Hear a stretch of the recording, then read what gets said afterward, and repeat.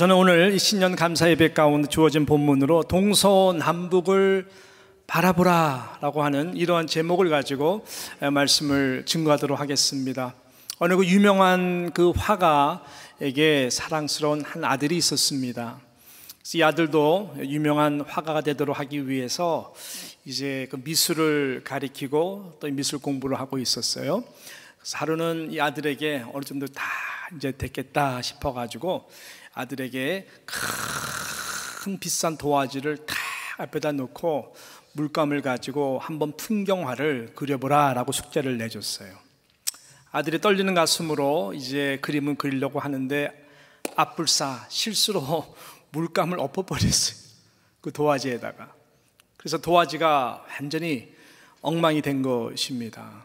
당황해하고 그 실수로 인해서 한없이 우는 아들에게 아버지가 이렇게 지그시 보다가 야단치는 것이 아니라 그 아들에게 가서 아버지가 조용히 아빠를 한번 보렴 그러면서 아버지가 이제 그 엉망진창이 된 그 도화지에다가 나름대로 아주 천천히 뭔가를 그리기를 시작합니다. 버려진 것과 같았던 쓸모없어 버리는 이 도화지가 이 아버지의 손이 움직일 때마다 이 놀라운 풍경화가 살아나기 시작한 것이죠.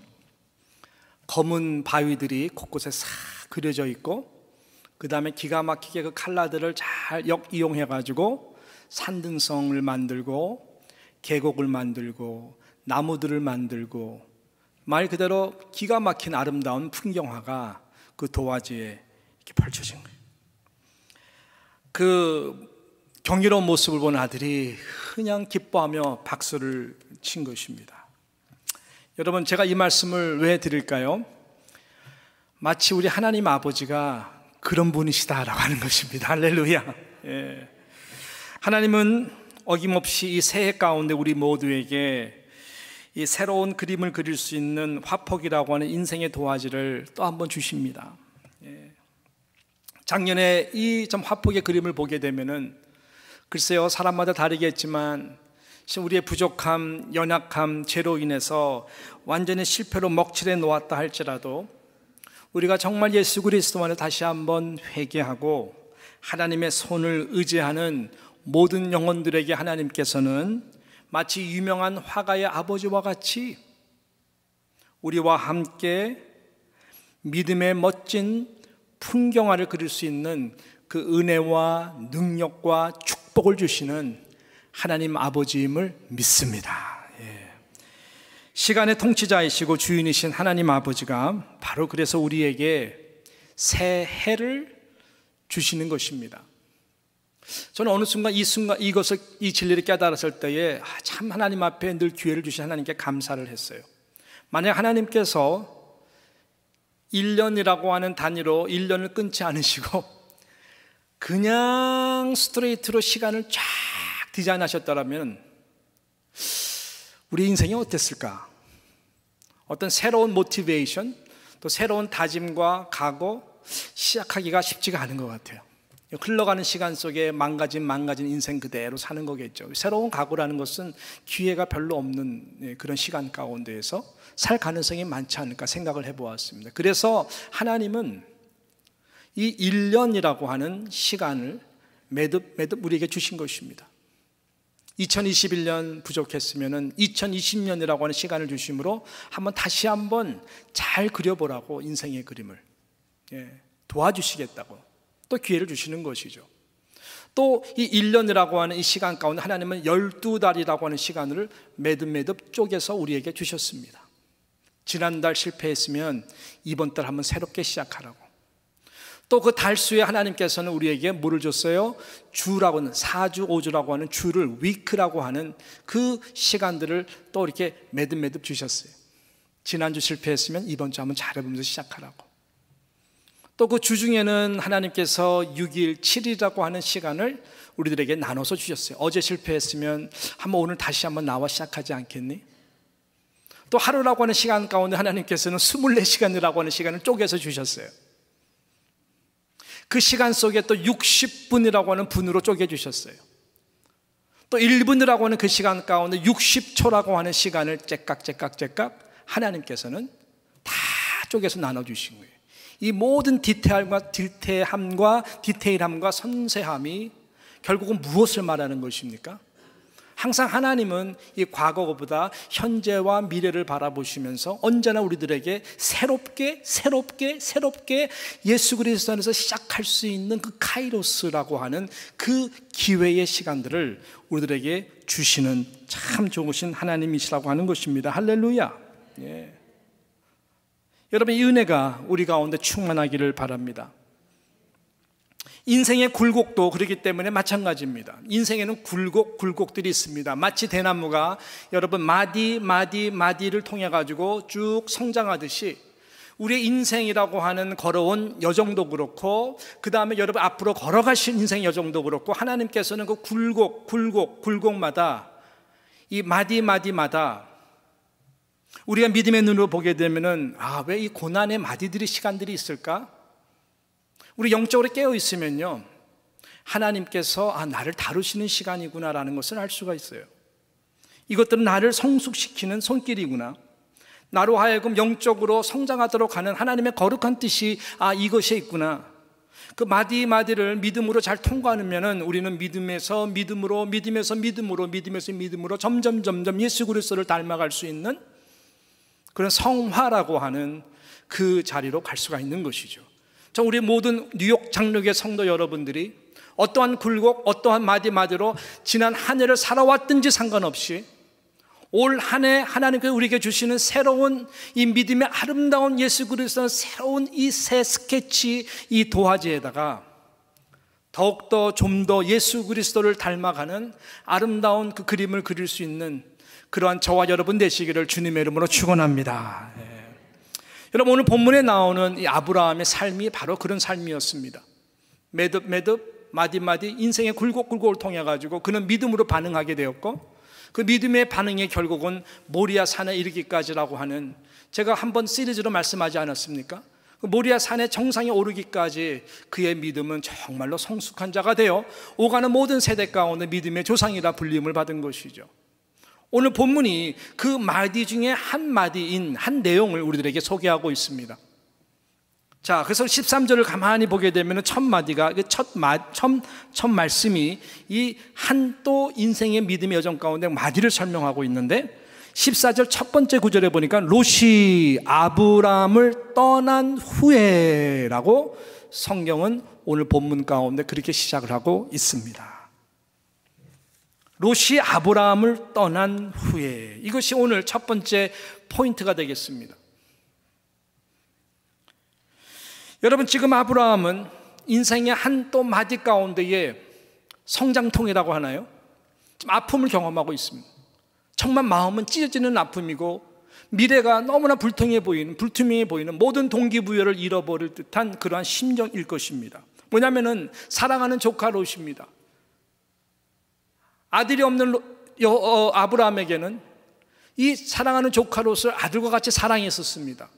그래서 이 갈대아 우르에서 하나님이 부르신 이 가나안 약속의 땅으로 가면서 이 롯을 정말 아들과 같이 생각하고 항상 지금까지 온 것입니다. 여러 가지 어렵고 힘든 부분 가운데에서도 롯과 함께 지내왔고, 또 앞으로 이 롯에게 이 미래의 축복을 가지고 하나님의 은혜를 드리기를 원했던 것이죠.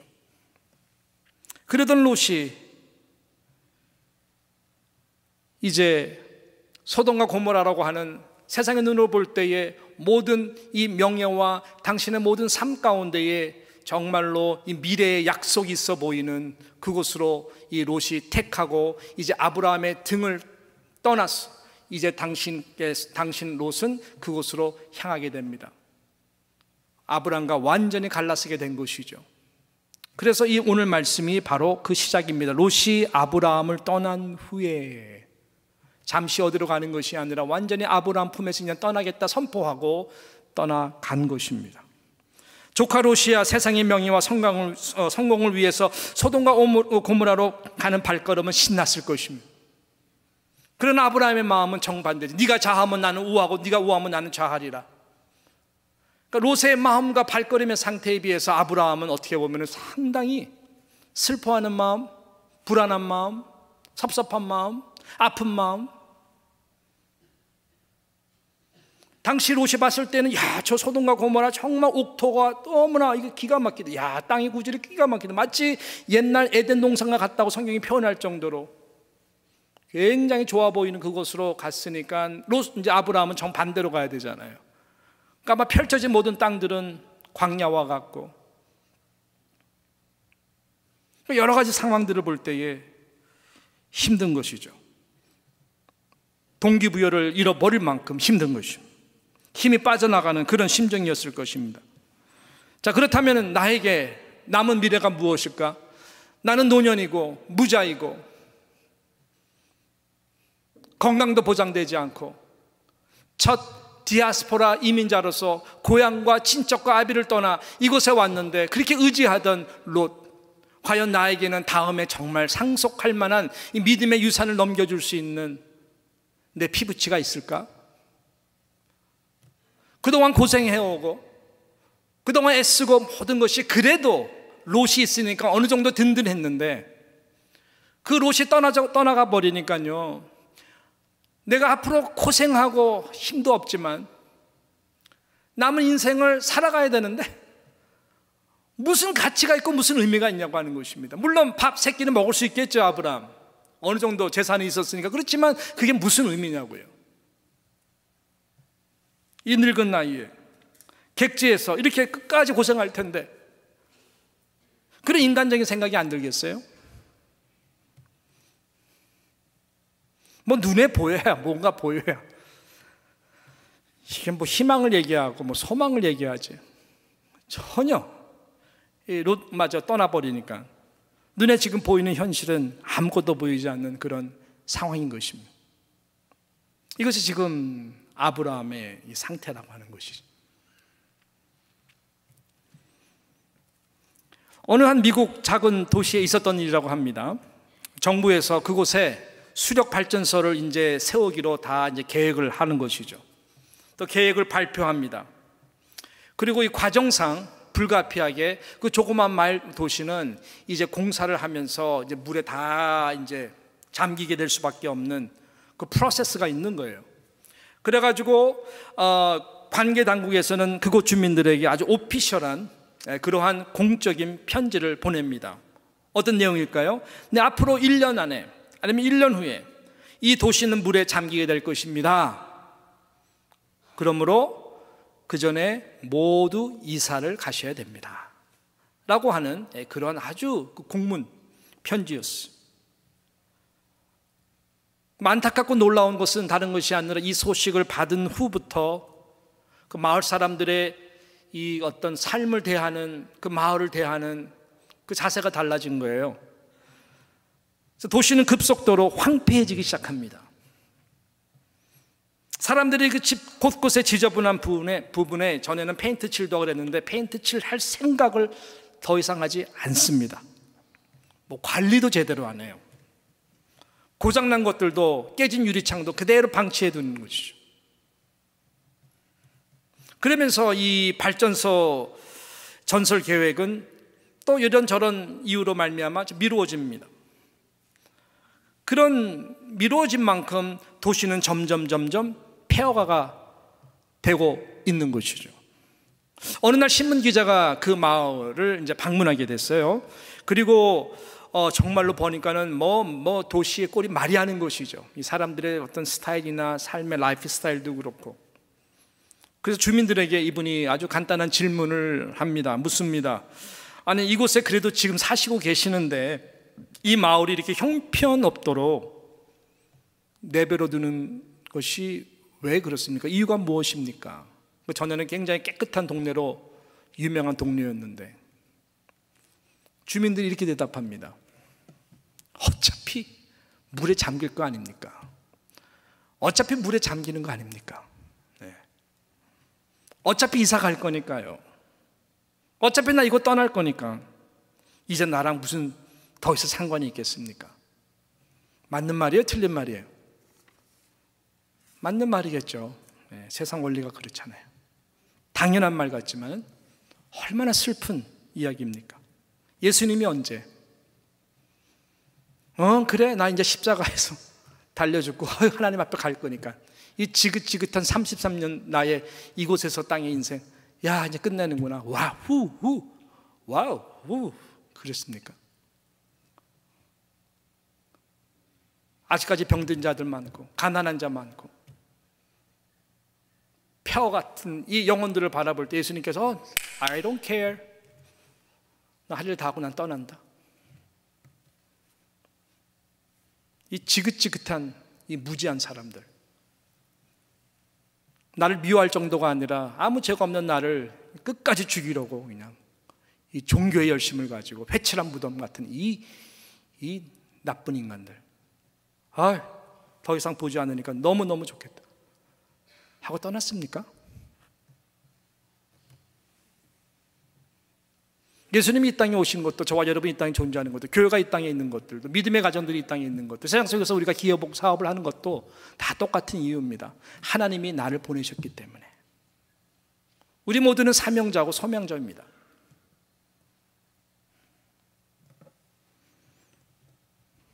물론 이 마을 사람들의 침체된 마음같이 미래가 없는 곳에는 현재를 사는 능력이 저하되어서 점점 폐허로 변화되는 것을 보면서 아무 상관없이 행동하는, 충분히 인간적으로부터 이해가 되지만 하나님의 사람들은 절대로 그렇게 살아서도 안 되고 그렇게 살면은 안 됩니다. 이 땅 가운데 아브라함도 그렇고 이삭도 그렇고 야곱도 그렇고 요셉도 그렇고 하나님의 모든 언약의 믿음의 라인을 이어가는 저와 여러분도 마찬가지죠. 그렇게 살아서는 안 됩니다. 절대로 안 됩니다. 왜요? 그것은 믿음의 삶이 아니기 때문에 그래요. 하나님이 아브라함을 그렇게 부르시지 않으셨습니다. 환경이, 삶이 힘드니까 피하라? 아니죠. 아무리 기근이 있어도. 하나님, 롯이 떠나갑니다. 나는 무자입니다. 내게 남은 능력은 단 하나도 없습니다.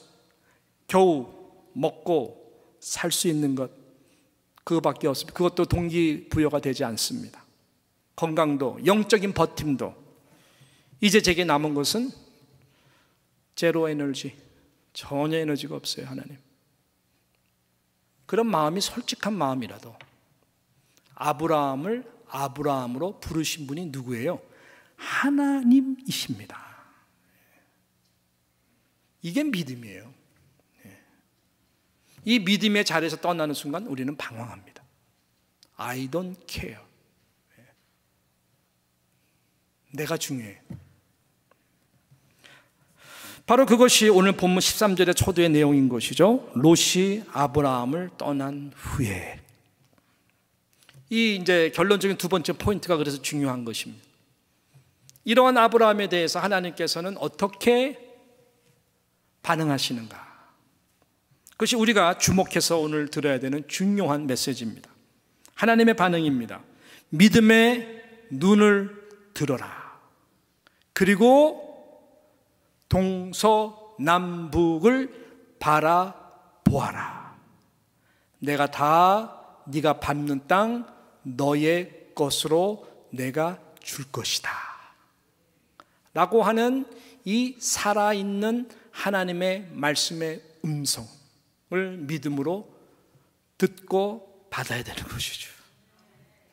오늘 14절부터 17절 말씀이 바로 그러한 아브라함의 마음의 상태 가운데에 한 인생의 이 매듭, 고난의 매듭, 굴곡에서 찾아오셔서 하시는 말씀인 것이죠. 14절, 15절, 16절, 17절 말씀 우리 한 목소리로 같이 함께 읽겠습니다. 시작.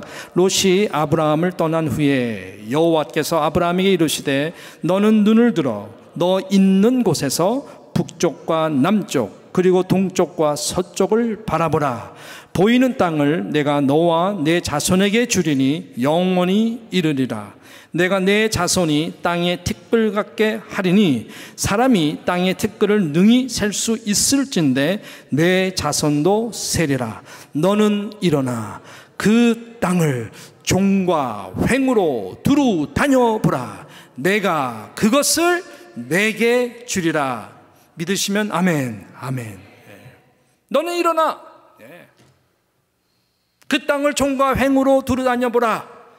내가 그것을 내게 줄 것이다. 주저앉지 마라. 내년도 우리 그 폐허가 일어나 빛을 발하라요. 이사에서 외웠던 60장 1절만 일어나 빛을 발하는 증거적 공동체가 하나님께서 우리 교회에게 주신 올해의 표어입니다.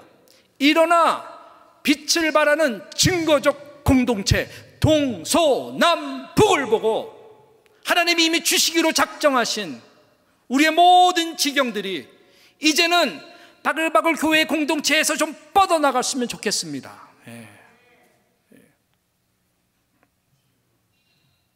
눈을 들라라고 말씀하는 것이죠. 눈을 들어 너 있는 곳에서 북쪽과 남쪽과 동쪽과 서쪽을 바라보라 라고 말씀합니다. 너를 자적케 하는 지금 롯의 뒷모습을 바라보고 그가 가고 있는 소돔과 고모라를 부러워하지도 말고 정반대인 동서남북 광야 같은 땅이지만 네가 밟는 곳곳마다 내가 내게 줄 거야. 왜냐하면 그 땅들은 다 나의 땅이기 때문에 내 이름으로 줄 것이다. 눈을 들라라고 하는 것은 하나님의 시각으로 올라가라는 얘기예요. 즉 믿음의 렌즈, 믿음의 안경을 끼고 믿음의 높은 시각에서 바라보라라고 하는 거예요. 4차원의 영성을 가지고 바라보라라고 하는 것이죠. 여러분, 이 땅들은 하나님이 우리에게 성령의 감동으로 우리를 거듭나게 해주셔서 물과 피로 거듭난 자에게 하나님의 나라를 볼 수 있는 그 믿음의 렌즈를 말하는 것입니다. 믿음의 사람들은 보이는 것을 보고 의지하지 않습니다. 믿음의 사람들은 보이지 않는 것, 그러나 믿음은 바라는 것들의 실상이요 보지 못하는 것들의 너무나 확실한 증거의 마음을 가지고 살아가는 자들이 믿음의 사람들이에요.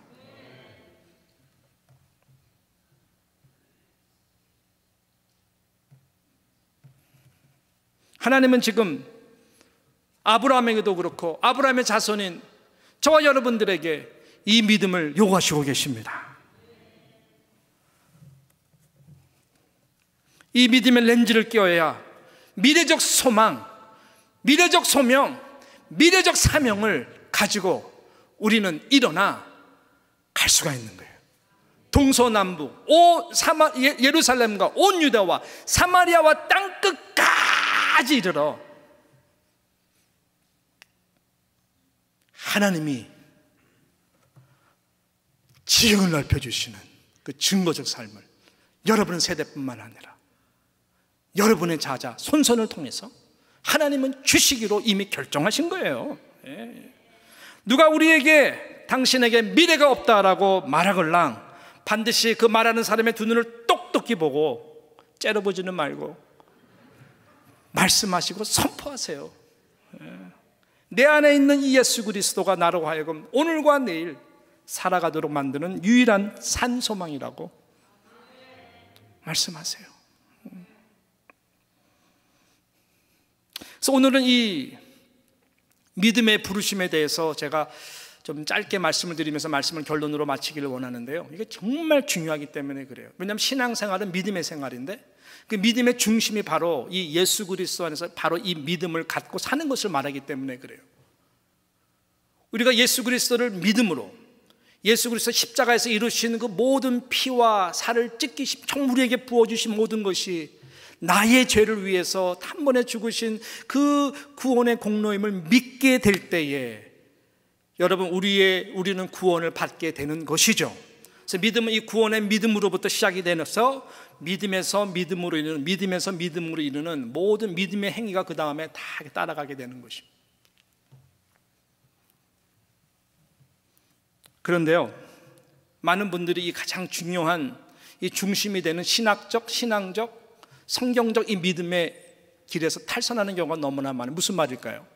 제가 이번에 그 난가주 가서 집회를 하면서 이 부분 크게는 두 가지였는데 그 중에 한 부분이 이 부분을 굉장히 많이 강조를 했어요. 하나님의 나라 백성들이 가져야 되는 믿음이 바로 이것이다라고 엄청나게 제가 도전하고 많이 말씀을 드렸어요. 간단해요. 저와 여러분이 믿는 신앙은요, D-O-N-E로부터 시작되는 신앙이에요. D-O-NE가 뭡니까? Done. 이미 다 예수님께서, 하나님이 약속하시고 예수님께서 다 이루신 완전한 구원, 다 이루신 믿음의 모든 승리 행보들을 우리가 이제는 그 믿음을 가지고 D-O-I-N-G, doing을 하는 거예요.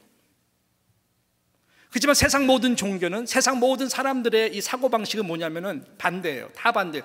doing이 제일 강조돼요. doing 하는 모든 목적이 D-O-N이 언젠가 이루어질 것을 위해서 비전을 얘기하고 목적을 얘기하고 전략을 얘기하고, 다 종교들도 보면은 그래서 신에게 감동을 줘서 내가 선행을 베풀고 doing 함으로써 구원을 언젠가 이루겠지라고 하는 그 자리까지 가려고 무지 피곤하게 살아요. 기쁨이 없어요. 감사가 없어요. 왜? DONE가 아직 안 끝났으니까. doing하는 모든 목적이 다 그걸 위해서 살아간다니까요. 그러니까 인생이 너무나 피곤해요. 기도를 하더라도 다 DONE를 위해서 기도해요. 여러분 생각해 보세요. A를 위해서 여러분이 기도를 해요. 항상 눌리니까 A 때문에. 그것이 응답이 되면은 할렐루야라고 인생이 다 끝납니까? 아니에요. 아까 말씀드린 것처럼 인생의 굴곡 마디마디가 다 있다 그랬잖아요. 그러니까는 그러면 또 응답을 못 받으면은, 못 받은 채로 계속 염려, 근심 눌리면서 신앙생활 합니까? 기쁨 없이? 너무나 잘못된 복음이죠. 예수의 이름으로 구하는 것은 예수의 이름으로 이미 다 이루신 것을 믿고 선포하고 기도하는 거예요.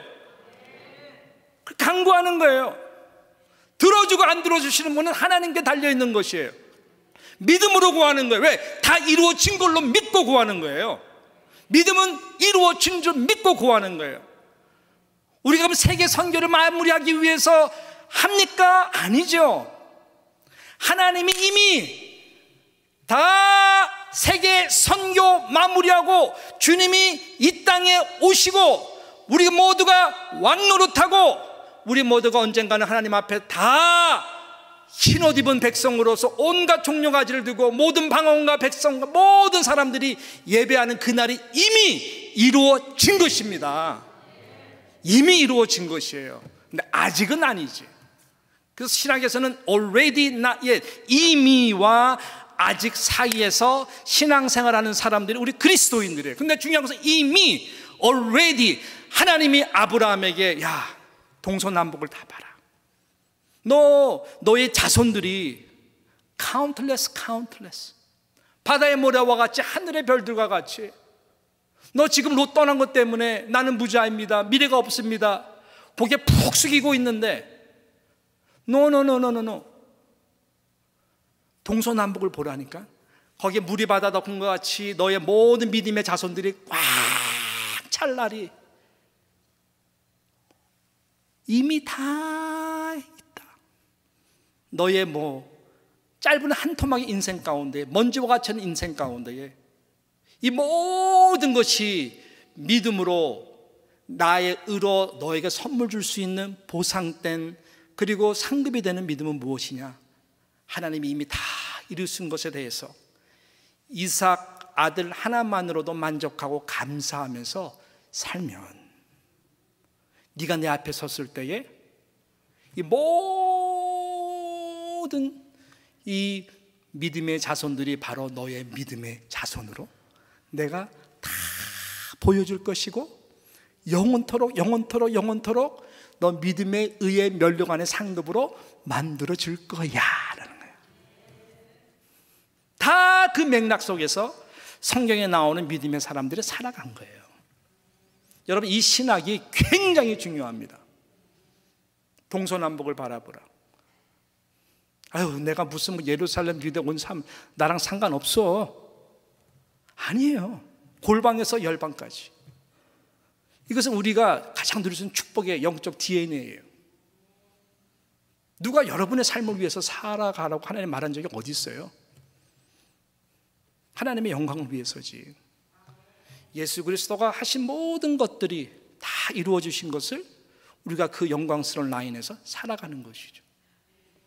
정말 여러분의 성령 안에서 거듭난 십자가를 통과한 사람이라면요, 영혼들을 바라보는 시각도 바뀝니다. 어떻게 바뀔까요?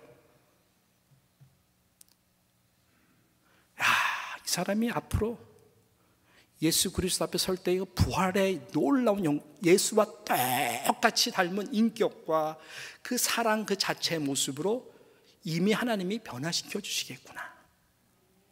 그 믿음으로 바라보는 거예요. 지금은 전혀 인간적으로 볼 때는 그렇지 않아 보일지라도, 그래서 우리는 끝까지 사랑하고 용서하고 그 사람에서 기도해야 되고 포기해야 되지 않을 이유가 다 여기에 있는 거예요. DON이거든요. 그 사람 다 용서했거든요. 나도 용서해 주시고. 그렇지만 우리는 다 믿음의 분량에 따라 이 세상 살면서 부족한 부분들이 많죠. 연약함이 많죠. 수많은 목사 가운데에 그런 눈으로 그런 메저먼트를 본다면 제가 점수 몇 점 받겠어요? 비참하잖아요. 말씀하지 마세요.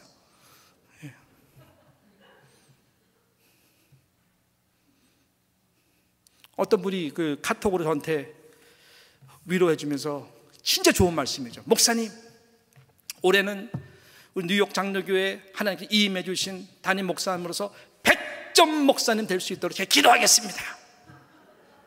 너무 감사하죠. 예. 그거는 굉장히 긍정적인 거예요. 지금도 잘하시지만 그분 입장에서는, 예, 목사님 정말 우리가 자랑해야 되는 목사님들이랑 기도하겠다는 건데, 제가 오늘 말씀 준비하면서 그거랑 메시지가 다른 거예요. 하나님이 이미 나 100점이라고 그러시는데